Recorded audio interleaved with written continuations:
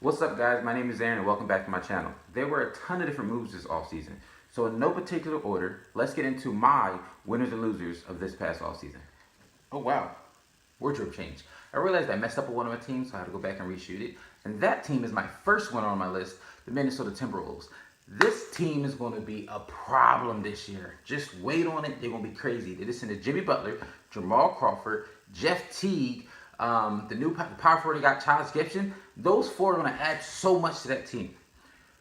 Jamal Crawford's going to be great off the bench. Jeff Teague is a slightly underrated point guard. I think he's better than a lot of people give him credit. He's had some really good years. He had a good year with the Pacers, and he had some good years in Atlanta. And everybody knows what Jimmy Butler brings to the table. He brings defense. He brings an offensive game that he's developed and worked hard for on his own. And you already got, Wiggins. You already got Towns. They're going to be a good team. Thibodeau knows how to play defense. They're going to be a great defensive team and a pretty good offensive team. Next on my list, I have the Boston Celtics. I think the addition of Gordon Hayward and Kyrie Irving is bigger than the sum of everything that they lost. I think letting Crowder go was huge for them because I thought they were a bit backed up at that small forward position. But letting Crowder go helps that out a lot. I think Kyrie's going to be able to get to run the offense himself and, do a lot of things that he wasn't able to do in Cleveland. And I think Hayward's on the up and up as a young star who's really coming into his own. He had a great season last year in Utah, and I think he's going to be even better this year. And I love that they did this before the season started, before training camp, because this team had a lot of moving parts, and they really need time to gel and get to play together. And next on the winners list, we have the Houston Rockets. I think the Chris Paul move to there is huge. A lot of people on paper don't know how it's going to work out. James Harden played point guard last year. Chris Paul is one of the best point guards in the league. That should clash, but these guys wanted to play together. They think they can make it work, and that's all that matters. If they want to play together and they think they can make it work, watch out, because that's now the best backcourt in the league. Next, we have my favorite team, the Oklahoma City Thunder. Picking up Paul George is huge for them. It doesn't make them as good as they were when they had Kevin Durant. Kevin Durant's a better player than Paul George, but it might just be enough to keep Russell Westbrook to stay. I think the two of them can play together, but I will say they got to be at least top 5 in the West, which is going to be very hard to get both of them to stay. I see if they make it to at least number 4, I'm almost guaranteeing they stay. If they make it only to 5, it's going to be iffy, and the owners are going to have to do some sweet talking to get them both to stay.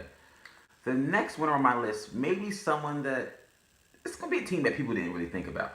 Next, I have the Charlotte Hornets. I think the addition of Dwight Howard to that team is huge. A lot of people think Dwight Howard's washed up. I still say he's the top 10 center in the league. I know I'm going to get a lot of backlash for that. If you disagree and don't think he's the top 10 center, put your top 10 centers down in the comments. But I will say, Dwight Howard's a pick and roll center. He's been his whole career. Kemba's a great underrated point guard. Their pick and roll, I think, will sneak him into the playoffs this year in the East. Up next for the winners, I have the Cleveland Cavaliers. I think moving Kyrie was good for them. He said he didn't want to play there, and I think if they waited to move him, it was going to make training camp awkward, it was going to make games awkward, and then whenever they moved him, whoever that new guy was going to have to get integrated mid-season. Moving him now will give Isaiah Thomas time to get integrated right now. Picking up Derrick Rose, I think, is huge for them because a lot of people sleep on Derrick Rose. He averaged 18 and 6 last year. He's going to be great off the bench. It's going to be great for that second unit because the Cavs have needed a bench since LeBron ever started there. They never really had a good bench. Their starters are always better than everybody else in the East. Derrick Rose is going to be great for the bench, and I think the Cavs are going to have an easier time this year, I think. Coming up last on my winners list, I have the New Orleans Pelicans. I think the addition of Rondo itself is going to be great for that team. I think Boogie and Davis are going to have a great time together this year. It was a little weird because DeMarcus Cousins came in mid-season last year, and him and Anthony Davis didn't really get time to gel. But now they'll have a full season, a full training camp to really gel. They'll have Rondo, one of the best, I think still one of the best floor generals in the league. His vision with the ball is crazy. He's not really a shooter. They need a couple of shooters in that team to help spread the floor for those bigs. In my opinion, the two best shooters are Anthony Davis and DeMarcus Cousins on that team right now. Rondo, yes, a lot of people are skeptical of him because he did have some locker room problems with his time in the Mavericks. But I looked it up, and one of his best seasons in most recent history is when he played with DeMarcus Cousins on the Kings. Him and DeMarcus get along. I think those three will be able to have the Pelicans sneak into the playoffs this year. So up next are my losers. Like I said, these are no particular order, but coming up first are the New York Knicks. I think letting D Rose go was pretty bad for them.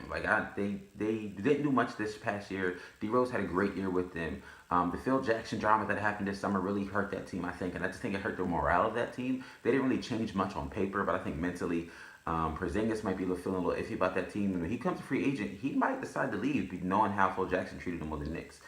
It's great that Phil Jackson's no longer with the Knicks, but I think that still might have rubbed, Porzingis the wrong way. And he's their new superstar, so The next loser I have on my list are the Los Angeles Clippers.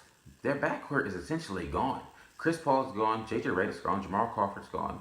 I mean, that's huge for them. That's so much offense gone. Either points scored or points responsible for it.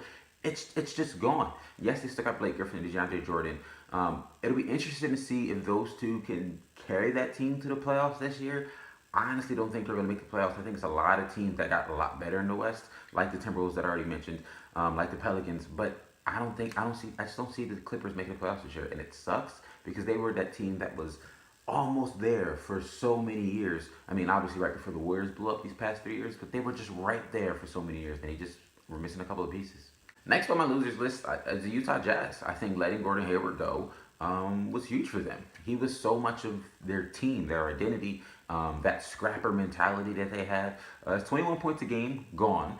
I think that it's going to be hard for them to make the playoffs this year. I don't know if they will. I don't know if they have enough offensive firepower to make up for what what he left with. And like I said, it's only 21 points a game, but it was just that scrapper mentality they brought that the team really rallied behind. And without him leading that team, I just don't see him making it. The last team on my losers list kind of has a bit of silver lining to it. That's the Chicago Bulls. With the letting Rondo go, letting Jimmy Butler go, they went into full tank mode. And I think they're going to really just let their young stars play. They got Chris Dunn, they got Zach LaVine. They're just going to let them play. I think they're going to buy out or trade Dwayne Wade before the trade deadline's over. I don't see him finishing out the season with that team. And I think that they made the right decision. Yes, it's going to suck because the Bulls are not going to be that great. But you don't want to get stuck in NBA purgatory where you're like fifth in your conference and you don't do anything. That's the worst place to be. You don't get any draft picks and you don't make a run for the championship. So guys, that's my winners and losers. If you think I missed anybody, or you don't agree with my list, let me know down in the comments. If you like the video, please give it a thumbs up. And if you want to see more, hit subscribe. And I'll see you guys next Thursday. I'm out. Peace.